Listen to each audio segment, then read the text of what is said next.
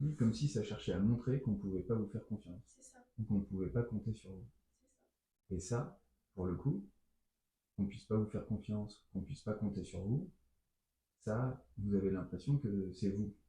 Alors que j'ai le sentiment que ça, c'est ce que vous avez subi. Votre environnement, notamment votre mère, dans l'enfance, elle était comme ça. On ne pouvait pas compter sur elle. C'était pas quelqu'un de stable.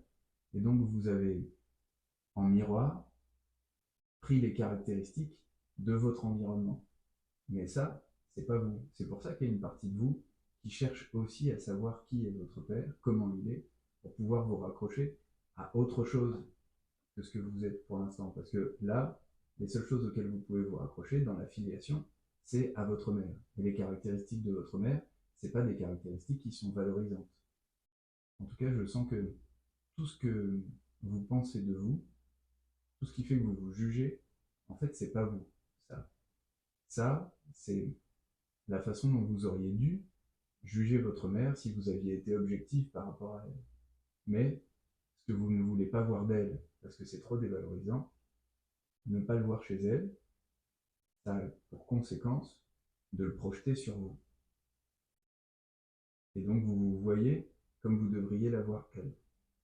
Mais c'est très dévalorisant et ça a un impact très négatif pour vous parce que ça vous empêche de faire du bon travail, ça vous empêche d'avoir le sentiment que les gens ont envie que vous restiez, que vous soyez avec eux, ça vous attire des reproches, etc. En tout cas, ils étaient attachés à vous.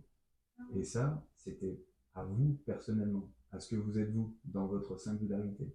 Par contre, ce que eux, finalement, rejetaient, tout ça, c'était des choses qui correspondaient à ce que vous n'êtes pas, mais à cette fonction de sabotage, plutôt. Alors que vous, ils avaient envie de vous garder. Et je pense qu'il y a une partie de vous qui est sensible aussi au fait qu'ils aient envie de vous garder. C'est ça que vous avez envie de susciter chez les gens. Là, vous avez ramené à votre esprit un souvenir de confiance, d'assurance et aussi d'amour de vous-même. Parce que c'est ce que vous ressentez quand vous pensez à ça, quand vous voyez vous dans cette situation-là. Et ça, la confiance, elle est présente. Par contre, tout ce que, j'allais dire que vous avez projeté sur vous-même, on dirait en psychologie que vous avez introjecté. C'est-à-dire que vous avez pris des choses qui étaient dans votre environnement et vous avez cru que vous étiez comme ça. Vous. En fait, ça, ces choses, elles ne vous appartiennent pas. Et c'est venu recouvrir la confiance que vous aviez. Pourtant, la confiance, elle est là.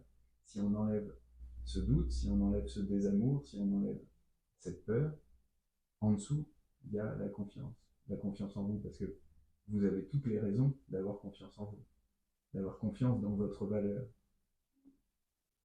C'est ça que vous cherchez, au fond, retrouver cette confiance-là.